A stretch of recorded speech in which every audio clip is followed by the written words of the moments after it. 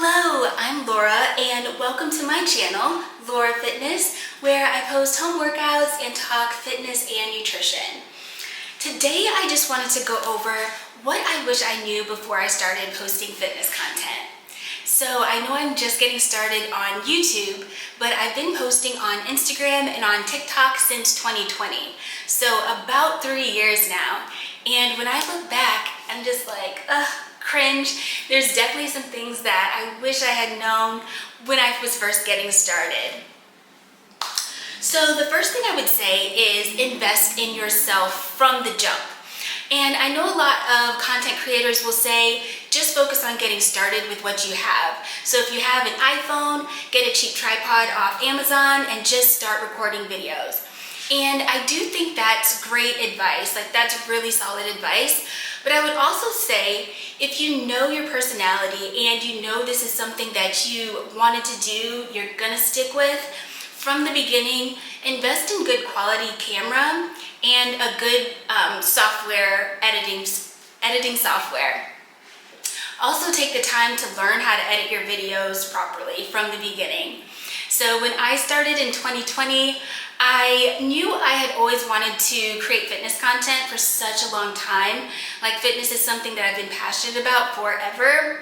So by the time 2020 came along, I was just like, I don't care if I look crazy, like this is something that I am going to do. And I just started recording on my iPhone, and I also started editing on my iPhone.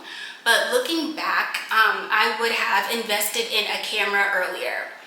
And it doesn't have to be something super expensive, but something that will put good quality content out there. And I think also when you invest in yourself and you buy the equipment, it signals to your audience that this is something that you're taking seriously and something they need to pay attention to. The second thing I would say is make sure you know who your target audience is from the beginning, and make sure your target audience is the one that's following you. So I know in the fitness realm, like fitness can be kind of over-sexualized, hyper-sexualized, especially for women. So I would say be sure the content that you're putting out is attracting your target demographics. So look at your analytics and look at the percentage of men that are following you to women, and look at the age and the location, and make sure that those are the followers that you want. I think sometimes if you put out super sexualized content, which I guess there's a space for that, not trying to shame anyone at all, but if you put out that content and you have a majority of male followers, but then you're trying to sell a service or sell women's fitness clothing, that audience may not buy what you're selling. So be sure that your target audience is the one that's following you. I would also say the third thing is buy storage, buy additional storage. So since I was recording on my phone, I felt like I was always out of storage. And it's so annoying when you're going to record and your phone is out of storage or your camera's out of storage. So make sure you have an external hardware storage drive that you're saving all your files to, so that never happens to you. The fourth thing I would say is stay consistent.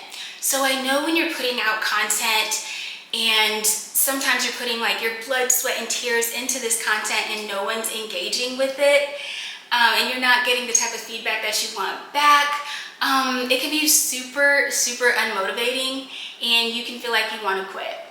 But you have to stay consistent, and through continuing to post, you continue to get better. So just stay consistent with what you're doing.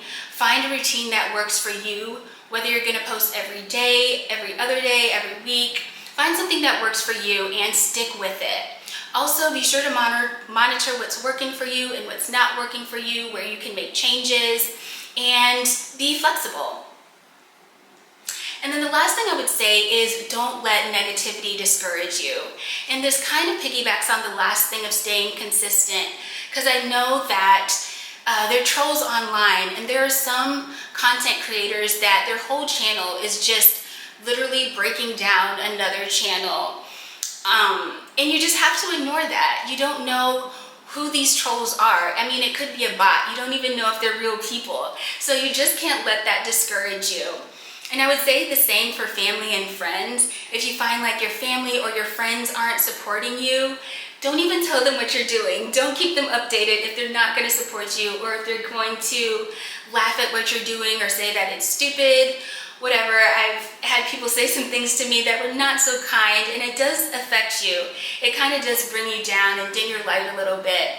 But you do have to ignore it, keep pushing through, and just focus on getting better and focus on your audience and putting out great content that they can engage with. So those are all my tips. I think those are all my tips. If I have anything else, I'll make a part 2. But thank you guys for watching, and I will see you in the next video.